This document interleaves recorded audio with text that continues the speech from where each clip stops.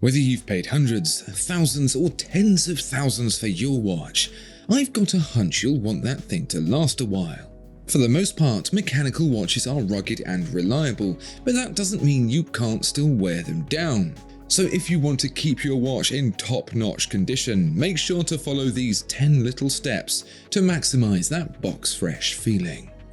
If you enjoy these videos and want to see more, please help me out by visiting watchfinder.com by clicking the link in the description below. Thank you. Don't leave the crown unscrewed. However tempting it might be to unscrew the crown of your watch and pull it to hack the seconds and keep it wound for the next time you pick it up, I'd recommend not to. Even with watches that don't have a screw-down crown, it's best to keep it snug up against the case. Why? Because I'll be willing to bet that your bedroom is adjacent to your bathroom, and maybe you even have an ensuite. That hot, moist air just loves to get into movements and turn them into rust, and the crown in its closed position is there to prevent that. You can even find that if moist air gets in when the watch gets hot, the inside of the crystal can get condensation forming. Worst of all, if you leave that crown pulled, you might forget and take it for a dip. Instant fatality. Don't over-tighten the crown. So whilst it's good practice to keep the crown screwed in on water-resistant watches with a screw-down crown, it's worth bearing in mind that you don't want to screw it down too tight. For one, if you button it down too hard, you may bend the threads and jam the thing together, but to be honest, you really have to be going for it to make that happen. What's more likely when screwing it down a bit too much is the premature perishing of the rubber gaskets, designed to keep the watch watertight. They work on a pressure seal, but they really don't need that much pressure to work. Finger tight is the general guidance, but what does that mean exactly? Well, it's about as much as you could tighten it up if your fingers were numb. Don't let your watch stay dirty. Whilst it's not necessary to give your watch a weekly wash, wax and polish, in fact, it's generally not recommended to polish your watch too much, if at all. It is recommended to give it a once-over every few months. A damp, soft, bristled toothbrush, preferably not one that's still doing teeth cleaning duties, is ideal. For watches without any water resistance, when I say damp, I mean barely. You want it just damp enough to feel cold. For anyone who's spent a night in a tent, you'll know exactly what level of damp feels like cold. Then some very light agitation to remove any buildup of schmutz, and you're good to go. It's especially important to do this where there are moving parts, like bracelet links, as that schmutz can turn into a human abrasive, getting in between and wearing them down. Informative and gross. Don't try to reset a chronograph that's running. There are special kinds of chronographs that have a feature that allows them to be reset whilst they're running. They're called flybacks, and once they reset, they start right back up again. Very impressive and perfect for timing sequential laps without having to ask the athlete to "wait a moment, will you?" every lap. But if your chronograph is not a flyback, then pressing the reset button during operation is not ideal. Most mechanisms these days have a block to prevent damage, although some vintage chronographs don't. But since the block could imply more pressure is needed to make the pusher work, it's best just to avoid it altogether. Don't put your watch on freestyle. 84% of all watch-related accidents occur within the first 10 seconds when it's being put on. That's not a real stat, but it probably should be, because pretty much every time I've almost spoiled my underwear by having a near miss with a watch, it's when I'm putting it on. Yes, it's tempting just to go for it and slap it over your wrist and buckle it up right there and then in free air. But one little fumble and it's game over. Watches are created with an innate desire to be on the floor, especially tiled floors, and it doesn't take much for one to seize the opportunity to fly out of your grasp. So make sure to pin it in place first, perhaps against a softly dressed knee, before securing the buckle. For those of you with bracelets or deployant clasps, there's nothing to see here. Move on.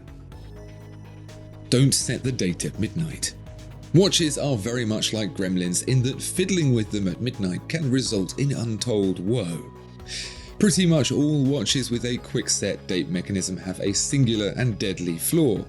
Use that quick set date when the watch is already trying to change the date around midnight and things are about to get expensive.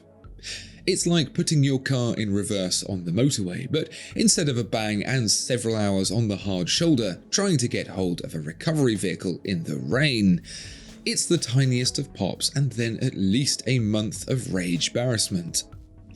The date on most watches actually engages a little before midnight and remains engaged until just after midnight, longer than most celebrity couples, so it's advised not to use a quick set a few hours before and after. The manual for your watch will specify exactly. Also, this isn't to be taken literally. I'm not saying you can't change the quick set date on your watch when it's actually midnight. Of course you can. You just need to make sure the time on the watch doesn't read around midnight. Don't leave spatial awareness to chance.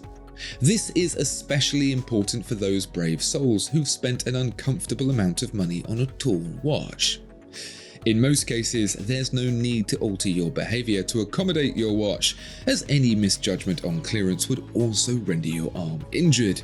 But when your watch starts to wander north of 13mm thick, it's worth recalibrating the old spatial awareness, or else you're going to start taking chunks out of the steel.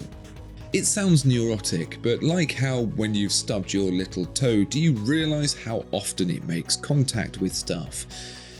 When you wear a thick watch, it'll become all too apparent how often you thread the needle with your wrist. So practice wristwatch safety and consider your actions before you go thrusting your hand into any deep crevices. And to be on the safe side, avoid general thrashing. Don't wear the bracelet too loose. Despite the very real risk of spontaneous wrist swelling, I would generally not advise wearing a watch loose enough that it could be lifted right off when doing a duck shadow puppet. The 80s tanned to shoe leather look, with the bracelet hanging almost to the floor, may be very in right now, but what definitely isn't in is premature bracelet wear. It can happen to the best of us. And when it does, it can be very embarrassing. So protect that bracelet by wearing it just tight enough to move around a little, maybe an inch or so, but not too much. If your hand goes blue and feels like fire, then you've gone too far the other way. Don't keep your watches in a heap. I imagine the vast majority of you here with more than one watch will either lay them out on the side next to each other or keep them in a watch box or something like that. This is good. Watches like their personal space, and so separate compartments are going to keep them and you happy. But, and I know it's not you, some people like to take their watches off and chuck them all into the same drawer on top of each other in some kind of hideous potluck. I say this not for the many, but the few who don't realise that this is not a good way to keep your watches in good condition. You may as well keep them in a rock tumbler. Respect the watches, and they'll respect you back. Don't wear watches and bracelets together. I know how we all want to mimic the style and grace of former Top Gear host Jeremy Clarkson, but I'm afraid I have to be the boring party pooper and insist that the wearing of bracelets and watches at the same time on the same wrist simply won't do. This is especially true of bracelets with pokey bits, dangly bits, and especially scratchy bits. You wouldn't lay a handful of metal shards down on a chair before you sat on it, and so should you not inflict the same treatment upon your watch. The only acceptable form of bracelet that can be worn at the same time as a watch is a rubber one, although I state that merely from a practical perspective. I am otherwise unqualified to advise on taste and suggest you seek qualification on that elsewhere. What are your Neddy no-nos for watch owners? Spill your secrets down in the comments. Please also like and subscribe if you enjoyed the video, and if you could end by clicking the watchfinder.com link in the description below, I'd be incredibly grateful. Thank you.